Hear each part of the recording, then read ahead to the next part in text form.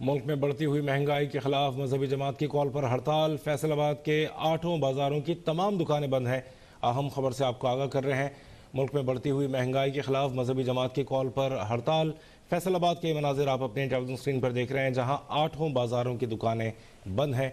फैसलाबाद में महंगाई के खिलाफ मजहबी जमात की हड़ताल के बायस से कारोबारी मराकज़ को ताले लग गए हैं और शहर के 8 बाजारों की तमाम दुकानें बंद हैं। ये मनाजिर आप अपनी टेलीविजन स्क्रीन पर देख रहे हैं। मुल्क में बढ़ती हुई महंगाई के खिलाफ मजहबी जमात की कॉल पर हड़ताल के मनाजिर आप देख रहे हैं। फैसलाबाद के जहां 8 बाजारों की तमाम दुकानें बंद हैं, दुकानों को, बाजारों को ताले लगे हुए हैं। महंगाई के खिलाफ मजहबी जमात ने स्ट्राइक की कॉल दी थी और हड़ताल की इस कॉल पर फैसलाबाद में ये रद्द-ए-अमल देखने में आ रहा है, जहां शहर के 8 बाजार बंद हैं और कारोबारी मराकज़ को ताले लगे हुए हैं।